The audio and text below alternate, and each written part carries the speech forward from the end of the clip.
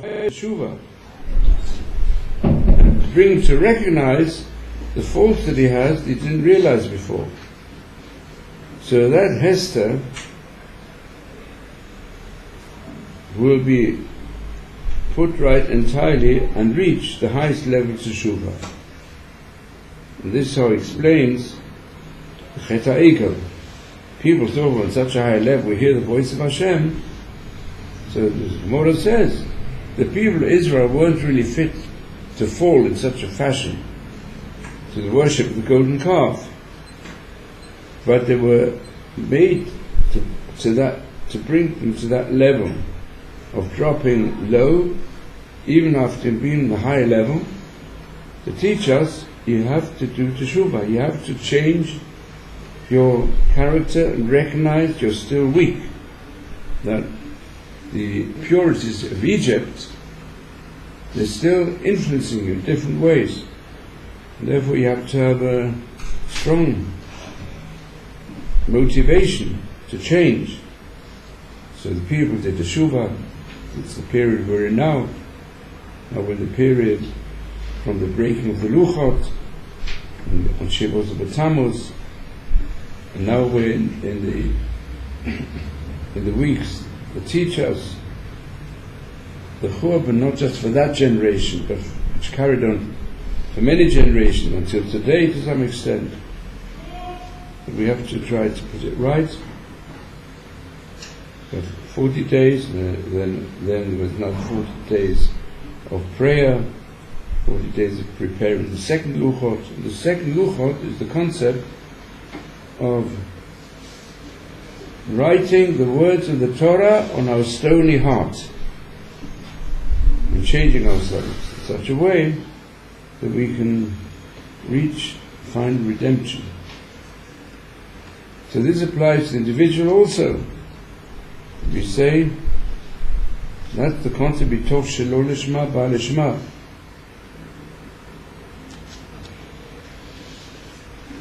When a person sees that maybe his idea was by concentrating on material aspects as a means to the spiritual, but we sometimes change over the means for the end. The purpose of our life is still something materialistic and selfish. We have to work harder.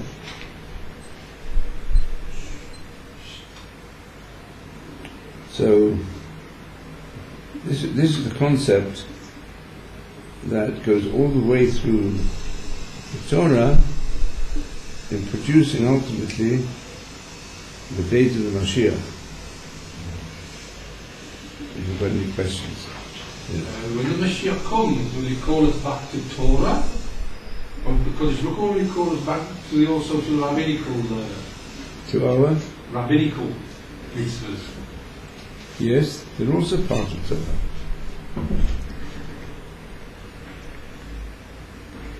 Well, what about cases where what at least seems to be a proper adherence to Torah creates problems? There was a case not too long ago in Lakewood, New Jersey. A young girl accused a rabbi in the community of being a molester, child molester. Yeah. And the Beis Din sat, they heard the case. Beis Din decided, apparently they weren't, I don't know why they think they're qualified to handle such things, they're not. He said, no, the guy didn't do it, it's all, he's exonerated. The family wouldn't give up on it, and the community turned on the family. Why? Because they weren't abiding by the dime. That was the Beis Din's ruling. They kept up with it. What was the Beis Din's ruling? That he did not, that they said he didn't molest the girl. But their family kept pressing, they got the secular authorities involved, and the rabbi wound up confessing. So the rabbi what? He confessed. Which again, from a Jewish perspective, he can't implicate himself, but he's going to be sentenced presumably at some point because he admitted he did it. Yeah. So this is completely in accordance with halacha. This guy would have gotten away with it, and the family should have thrown their hands up and said, "Yeah, okay, he gets away with it."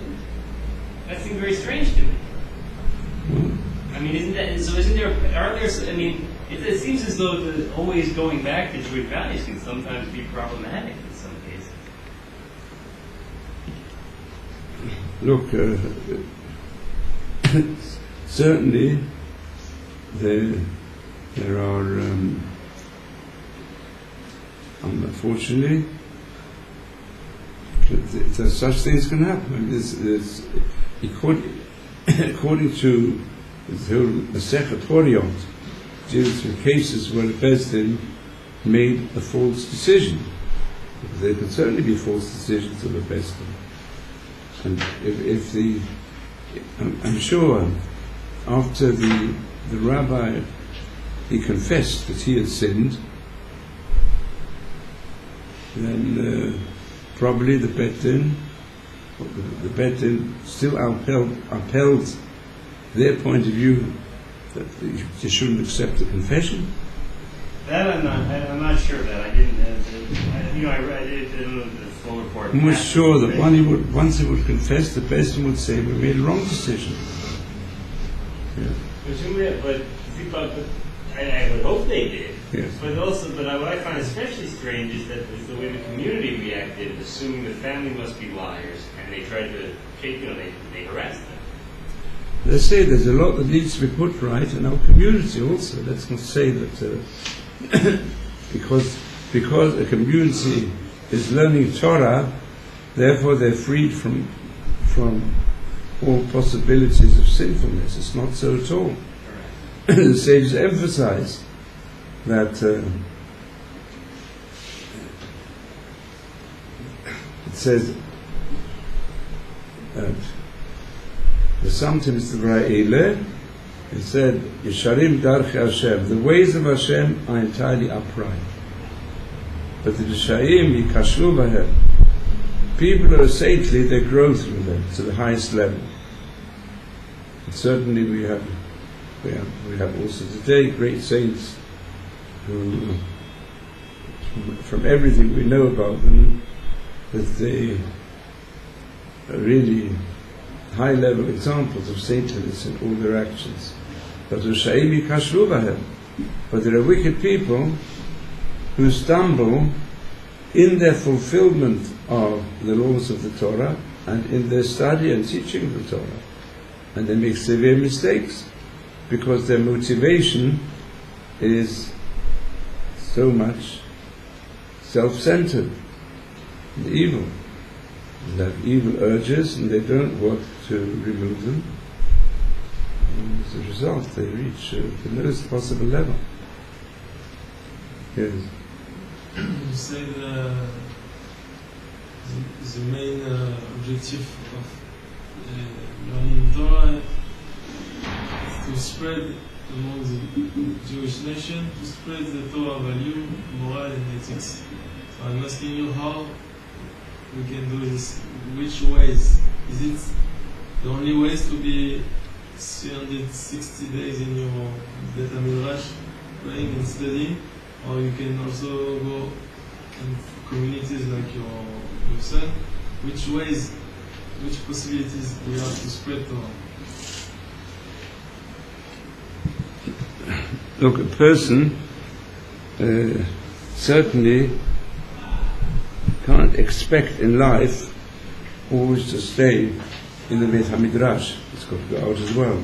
So it's got to know how to deal with all challenges and with people who've got different and even opposing lifestyles. You have to learn that. You have to learn to be strong under all circumstances. So there are some people who perhaps not at the stage that it's advisable for them to go to Kiruv amongst those who don't yet believe in Torah, those who have according to standards of Torah, a permissive lifestyle. Someone has to take care that one shouldn't be affected, one should be strong enough to be able to be creative and to come to teach others without learning from lower levels of outlook and from lifestyle, and instead of Yatsa l'lamed nimtza lamed, instead of going out to teach, the teacher learns from the lower levels of the surrounding society.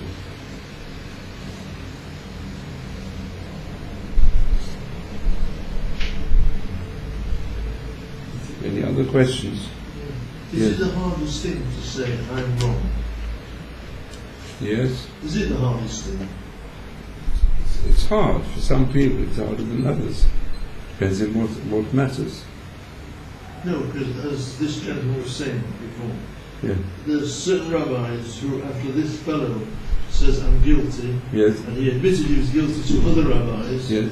there's some rabbis still stand there and say, what we said is right, he's not guilty. He admitted it to a social worker, he admitted it to another rabbi, and he admitted it in court. And they say, no, he's not right. We are right. So is it? Look, there are many contradictions in human character. I'm not saying it's impossible, but it's unlikely that the Besdin would say that. No, it wasn't a best thing. I'm not, Oh, you know the case, you mean? yeah, You know about this case? yeah. I'm not saying, no, it wasn't the best thing who said I'm right. Certain rabbis said, we still say he's innocent. And the When big he thing- himself says I'm guilty. Yeah. And the big thing?